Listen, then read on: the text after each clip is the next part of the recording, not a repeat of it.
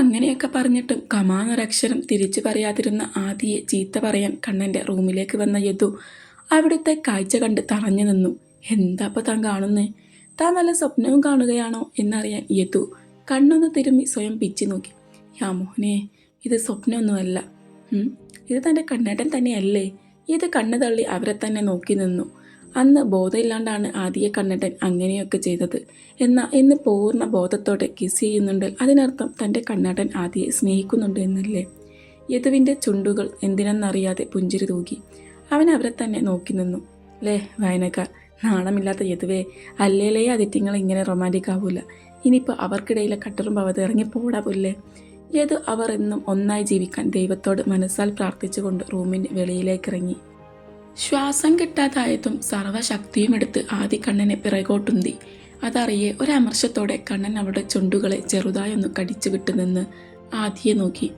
അവളുടെ നിറഞ്ഞ മീകളും ശ്വാസം ആഞ്ഞു വലിച്ച് നെഞ്ചു തടവുന്നവളെയും കണ്ടപ്പോഴാണ് താനിപ്പോൾ എന്താ ചെയ്തത് എന്ന ബോധം കണ്ണനെ വന്നത്. അവനൊന്ന് ആഞ്ഞു ശ്വാസം വലിച്ച് വേഗം ബാൽക്കണിയിലേക്ക് നടന്നു. ഷേ, നീ ഇപ്പം എന്താണോ ചെയ്തത്? അവൾ എന്തൊക്കെയോ പറഞ്ഞപ്പോഴേക്കും നീ എന്തൊക്കെയോ അവളോട് ഇപ്പോൾ വിളിച്ചു പറഞ്ഞത്? ഞാൻ അവളെ സ്നേഹിക്കുന്നു എന്നവൾ കരുതി കാണുന്നു.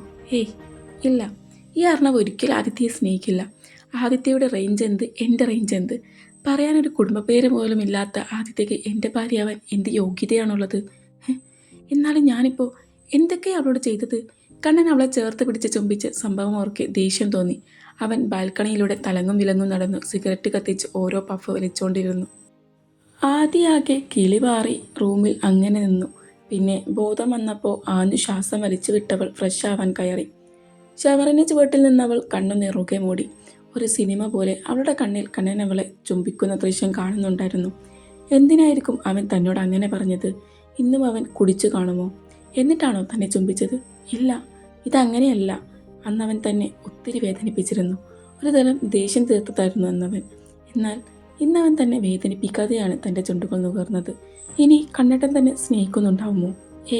ഒരിക്കലുമില്ല. എന്നെ സ്നേഹിക്ക പോയിട്ട് എന്നോട് ദയ പോലും കണ്ണൻ കാണിക്കില്ല. അവൻ വലിയ ആരോ ആണെന്നുള്ള ചിന്തയാണ് അവൻക്ക്. അല്ല, വലിയ ആൾ തന്നെയാണ് എന്നതാണ് സത്യം. എങ്കിലും ഇത്രക്ക് അഹങ്കാരമൊന്നും കാണിക്കേണ്ട ആവശ്യമില്ല. എന്നാലും അങ്ങേർക്ക് ഇതുപോലെ റൊമാൻറ്റിക് ആവാനൊക്കെ അറിയൂ? ആദ്യമായിട്ട് അങ്ങേര് ഇതുപോലെ റൊമാൻറ്റിക്കായിട്ട് കാണുന്നു. എന്നാലും അസുരൻ ഇങ്ങനെയൊക്കെ ആവാൻ പറ്റുമല്ലേ? പൊന്നു മോനെ, നീ ഇങ്ങനെ എനിക്ക് തോന്നിയ പോലെ എന്നെ കിസ് ചെയ്യും, ഞാൻ വേറെ ആരോടും അടുക്കരുതെന്ന് പറയുകയൊക്കെ ചെയ്ത സ്ഥിതിക്ക് ഇനി ഞാൻ നിന്നെ കൊണ്ട് എന്നെ ഇഷ്ടമാണെന്ന് പറയിപ്പിച്ചിട്ടേ അടങ്ങും. വെറുതെ അതിലെ തെണ്ടിത്തിരിഞ്ഞ് നടന്ന് എൻ്റെ മനസ്സിനെ പിടിച്ച് തോണ്ടിയിട്ട് വികാരങ്ങളുണ്ടാക്കി അവനൊരു പോക്കാം. നോക്കിക്കോ, ഇച്ചിന്നെ ലോകത്ത് മറ്റാരേക്കാളും അധികം സ്നേഹിക്കുന്നൊരു നാൾ വരും. അതുവരെ എല്ലവും സഹിച്ച് ഞാനിവിടെയൊക്കെ അങ്ങ് ജീവിക്കും. എൻ്റെ കുടുംബമോ സ്ഥാനമോ ഒന്നും തന്നെ ആ നിമിഷം നിനക്ക് വിഷയമായിരിക്കില്ല. ആ സമയത്ത് എന്നെ മാത്രമേ ഈ ചിന്തിക്കുള്ളൂ. അത്രമേൽ നീ എന്നെ സ്നേഹിക്കുന്ന ഒരു ദിവസം വൈകാതെ കടന്നു വരും മോനെ അസുര. ഞാൻ ആ ദിവസത്തിന് വേണ്ടിയുള്ള കാത്തിരിപ്പില്ല. ആദ്യമൊന്ന് മന്ദഹസിച്ചു. കണ്ണൻ പറഞ്ഞ വാക്കുകൾ അവളുടെ മനസ്സിലേക്ക് കടന്നു വരവേ എന്തിനെന്നില്ലാത്ത ഒരു സന്തോഷം അവളെ പൊതിഞ്ഞു. കണ്ണനുണ്ടവൾക്ക്. തൻ്റെ ആഗ്രഹങ്ങളെല്ലാം നേടിയെടുക്കാൻ അവനുണ്ടാവും തൻ്റെ ഒപ്പമെന്ന്. ഒന്നും വേണ്ട, പഠിക്കാൻ വിട്ടാൽ മാത്രം മതി. തൻ്റെ ആഗ്രഹങ്ങൾ ഞാൻ തന്നെ സ്വന്തമാക്കിക്കോളാം. എൻ്റെ ആഗ്രഹങ്ങളുടെ പാണ്ടക്കെട്ടിലേക്ക് ഞാൻ നിൻ്റെ പേര് കൂടി ചേർക്കുകയാണ്. കാരണം ഇന്നു മുതൽ നിൻ്റേത് മാത്രമായി ജീവിക്കുക എന്നതും എൻ്റെ ആഗ്രഹമാണ്. ഈ അസുരൻ്റെ പ്രണയം എന്നും ആദിക്ക് അവകാശപ്പെട്ടതായിരിക്കണം. അവൾ ഓരോന്നോർത്തു ചെറുപുഞ്ചിരിയോടെ ഫ്രഷായി ഇറങ്ങി. കണ്ണൻ്റെ മനസ്സാകെ കലങ്ങി മറിയുകയാണ്. കണ്ണടക്കുമ്പോഴേക്കും ആദ്യം അവൻ കിസ് ചെയ്യുന്ന രംഗമാണ് അവൻ്റെ കണ്ണിൽ തെളിഞ്ഞു കാണുന്നത്. അതൊക്കെ ഓർക്കെ ആകെ തലക്ക് കനം വെച്ചതും കാറിൻ്റെ കീമെടുത്തവൻ വേഗം അവിടുന്ന് പോയി. ആദ്യം എന്തായിരിക്കും തന്നെക്കുറിച്ച് ചിന്തിച്ചു കാണുക? അന്നത്തേത് ബോധമില്ലാഞ്ഞിട്ടാണെന്ന് വിചാരിക്കും, എന്ന് സമാധാനിക്കാം. എന്നാൽ ഇന്നോ? എനിക്ക് ശരിക്കും എന്താ പറ്റിയത്? അവൾ സങ്കടത്തോടെ അങ്ങനെ പറഞ്ഞപ്പോൾ എന്തിനാ എൻ്റെ ഹൃദയ വേദനിച്ചത്? അവളുടെ വേദന എൻ്റെയും കൂടി വേദനയാണെന്ന് ആ സമയം എൻ്റെ മനസ്സ് വിളിച്ചു പറഞ്ഞത് എന്തിനാ?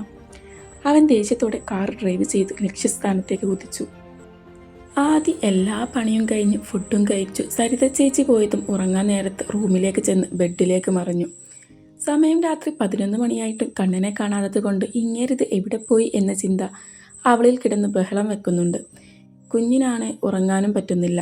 കണ്ണടക്കുമ്പോഴേക്കും ആർത്തിയോടെ തൻ്റെ ചുണ്ടുകളെ നുണയുന്ന കണ്ണൻ്റെ മുഖമാണ് അവളിൽ തെളിഞ്ഞു കാണുന്നത്. മേഡം സ്വപ്നം കണ്ട് കിടക്കുവാണോ? ഉറങ്ങണമെന്നും പ്ലാനില്ലേ? യദുവിൻ്റെ ശബ്ദം കേൾക്കെ ആദി തലചിരിച്ച് ഡോറിനടുത്തേക്ക് നോക്കി. ഒരാളുടെ റൂമിലേക്ക് കയറി വരുമ്പോൾ നോക്ക് ചെയ്യണം എന്നറിയില്ലേ മിസ്റ്റർ യദുകൃഷ്ണ? ആദി ചാടിനീറ്റ് യദുവിനെ കണ്ണുരുട്ടി നോക്കി. എൻ്റെ ഏട്ടൻ്റെ മുറിയിലേക്ക് എനിക്ക് എപ്പോൾ വേണേലും കയറി വരാനുള്ള അധികാരമുണ്ട്. അതൊക്കെ പണ്ടായിരുന്നു മോനെ.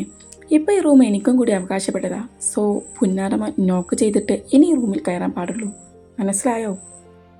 അത് ഞാൻ നേരത്തെ വന്നപ്പോൾ മനസ്സിലായി. എന്നാലും രാധിയെ, കോളേജിൽ നിന്നൊരു കിസ് മിസ്സായിപ്പോയി എന്ന് ഞാൻ പറഞ്ഞിട്ടാണോ നിങ്ങളിവിടെ നിന്ന് അടാർ കിസ് നടത്തിയത്? നാണ അഭിനയിച്ച് ചോദിച്ചവനെ കാണെ ആദി പല്ല് കടിച്ചു. ഇങ്ങനെ ഇതൊക്കെ കണ്ടില്ലേ ആദി? ഇജി നാണം കെട്ട് പെണ്ണേ. തേങ്ങ, ഇജെന്ന് പോയാ? മനുഷ്യനിവിടെ അങ്ങേരെ എവിടെ പോയെന്ന് അറിയാതെ ടെൻഷൻ അടിച്ച് കിടക്കുക. ഓ ഉത്തമ ഭാര്യ. ഓ ഉത്തമയും കിത്തമയും എന്നല്ല, അങ്ങനെ എങ്ങോട്ടാ പോയതെന്ന് അറിയാഞ്ഞിട്ടാണ്. ഇനിയിപ്പോൾ അങ്ങേര് വേറെ കിട്ടിയോ? ആ കെട്ടിയോളടുത്തേക്കാണോ ഇനി അങ്ങേര് പോയത്? ഇന്നലെ രാത്രി അങ്ങേര് ഇവിടുന്ന് മുങ്ങിക്ക്. അതിനർത്ഥം അങ്ങേർക്ക് വേറെ കെട്ടിയോളുണ്ടെന്നല്ലേ? ഡേ എങ്ങോട്ടാ നീ പറഞ്ഞു പോകുന്നേ? എൻ്റെ ഏട്ടൻ അങ്ങനെയൊന്നും ചെയ്യൂല. ആൾ ഡീസൻ്റാണ്. ഓ ആ ഡീസൻ്റിൻ്റെ കല്യാണത്തലേന്ന് ഞാൻ കണ്ടതാ. അതന്ന് കുടിച്ച് ബോധമില്ലാതെയല്ലേ? ബോധമില്ലെന്ന് വെച്ച് എന്തും ചെയ്യാന്നാ? അങ്ങേരെ കാരണം എൻ്റെ ലൈഫാണ് പോയത്. എന്തോരം സ്വപ്നങ്ങൾ കണ്ടതാ ഞാൻ. ആ സ്വപ്നങ്ങളെയൊക്കെ കാറ്റിൽ പറത്തിയില്ല അങ്ങേര്. ആദിക്ക് കരച്ചിൽ വരുന്നുണ്ടായിരുന്നു. നിനക്ക് ഏട്ടനെ വിവാഹം ചെയ്തത് തെറ്റായിപ്പോയി എന്ന് തോന്നുന്നുണ്ടോടാ? ഏതോ ആദിക്കടുത്തിരുന്നു അവളെ നോക്കി. അങ്ങനെ ചോദിച്ചാ ഞാൻ ചെയ്തതൊരു തെറ്റ് തന്നെയല്ലേ? കാർത്തിയേട്ടൻ എന്നെ അത്രക്കും ഇഷ്ടമാ. എന്നിട്ട് അങ്ങേരെ ചതിച്ച് ഞാൻ കണ്ണേട്ടൻ്റെ ഭാര്യയായില്ലേ? അത് ശരിയാ. കാർത്തിയേട്ടൻ നിന്നെ ഒത്തിരി സ്നേഹിക്കുന്നുണ്ട്. പക്ഷേ നിന്നിലിപ്പോൾ കാർത്തിയേട്ടനേക്കാൾ അധികാരമുള്ളത് കണ്ണേട്ടനാണ്. നിൻ്റെയും കണ്ണേട്ടൻ്റെയും വിവാഹം ലീഗലി രജിസ്റ്റർ ചെയ്തു. അതായത് നിയമത്തിന് മുന്നിൽ നിൻ്റെ ഭർത്താവ് കണ്ണേട്ടനാണ്. പിന്നെ അതുമല്ല, കല്യാണത്തിൻ്റെ എല്ലാ ആചാരങ്ങളോടും കൂടിയാണ് നിങ്ങളുടെ കല്യാണം നടന്നത്. പക്ഷേ നിൻ്റെയും കാർത്തിയേട്ടൻ്റെതുമോ? കോളേജിലെ എല്ലാ സ്റ്റുഡൻസിൻ്റെയും മുന്നിൽ വെച്ച് കഴുത്തിലൊരു സ്വർണ്ണമാല കെട്ടി തന്നിട്ട് നിന്നെ അവൻ വിവാഹം ചെയ്തു എന്നും ഇതവൻ കെട്ടിയ താലിയാണെന്നും പറഞ്ഞു. അതൊരിക്കലും ഒരു വിവാഹമല്ല ആദി. നീ അതിനെ കല്യാണമായി കണക്കാക്കുന്നു എങ്കിലും അതൊരു കല്യാണമല്ല എന്നേ ഞാൻ പറയുകയുള്ളൂ. നിൻ്റെ കല്യാണം എൻ്റെ ഏട്ടൻ്റെ ഒപ്പമാണ് നടന്നത്. അതൊരിക്കലും രണ്ടാം വിവാഹവുമല്ല. അതുകൊണ്ട് തന്നെ ഇനി നിൻ്റെ മരണം വരെ നീ എൻ്റെ ഏട്ടൻ്റെ ഭാര്യയായി എൻ്റെ ചേട്ടത്തിയമ്മയായി ജീവിച്ചാൽ മതി. ഇനി അതേക്കുറിച്ചൊന്നും ആലോചിച്ചു നീ ടെൻഷൻ അടിക്കേണ്ട. ആദിയുടെ കവളിൽ തട്ടി യദു പറഞ്ഞത് കേൾക്കി അവളൊന്ന് ആഞ്ഞു ശ്വാസം വലിച്ചു വിട്ടു യദുവിനെ കെട്ടിപ്പിടിച്ചു. ഇതൊന്നുമല്ലാതെ വേറെന്തോ പ്രശ്നമുണ്ടല്ലോ എൻ്റെ ആദിക്ക്. അതെന്താ? നീ എന്താണ് ഇങ്ങനെ? എൻ്റെ മുഖമൊന്ന് മാറിയാ അല്ലെങ്കിൽ ശബ്ദമൊന്ന് മാറിയാ നിനക്കെങ്ങനെയാ എൻ്റെ സങ്കടം മനസ്സിലാക്കാൻ പറ്റുന്നേ? അതൊക്കെ പോട്ടെ, ഇപ്പോൾ എനിക്കിതല്ലാതെ വേറെ സങ്കടം ഉണ്ടെന്ന് നീ എങ്ങനെയാ തിരിച്ചറിഞ്ഞേ? അതൊക്കെയുണ്ട്, നീ കാര്യം പറ.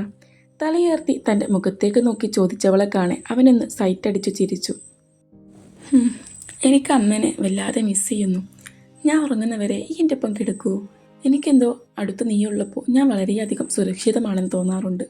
നിന്റെ ചേർത്ത് പിടിക്കലിൽ എൻ്റെ അമ്മേനെ ചേർത്ത് പിടിക്കും പോലെ തോന്നാറുണ്ട്. പ്ലീസ് എൻ്റെ ഒപ്പം കിടക്കുമോ? അമ്മേനെ അത്രയ്ക്ക് മിസ് ചെയ്യുന്നുണ്ട്. അതാ. എടീ, നീ ഇതെന്തൊക്കെയാണ് നീ ചോദിക്കുന്നേ? ഇതെങ്ങാനും കണ്ട് ഏട്ടൻ വന്ന അങ്ങേരെ എന്നെ നിന്നെ പരലോകത്തേക്ക് അയക്കും. ഇല്ലടാ പ്ലീസ്, ഞാൻ ഉറങ്ങുന്നവരെ മതി. നീ അല്ലേ എപ്പോഴും പറയൽ ഒരമ്മേൻ്റെ വയറ്റിൽ നിന്ന് പിറന്നതല്ലെങ്കിലും ഞാൻ നിൻ്റെ അനിയത്തിയാണെന്ന്. ആ അനിയത്തിനെ ചേർത്ത് പിടിച്ച് കിടന്നെന്ന് വെച്ച് എന്താ ഇപ്പോൾ കുഴപ്പം? ആദ്യം കണ്ണ് നിറച്ച് ചോദിച്ചതും അവനെന്ന് നിശ്വസിച്ച് അവൾക്കടുത്ത് കിടക്കാമെന്ന് സമ്മതിച്ചതും ആദ്യം അവനെ കെട്ടിപ്പിടിച്ചു കിടന്നുറങ്ങി. പുലച്ചക്ക് ഒരു 5-5:30 വീട്ടിലേക്ക് കയറി വന്ന കണ്ണൻ കാണുന്നത് കെട്ടിപ്പിടിച്ച് കിടന്നുറങ്ങുന്ന ആദിനെയും യദുവിനെയുമാണ്. ചെക്കനത് കണ്ട് കലി പൂണ്ടിട്ട് വയ്യ.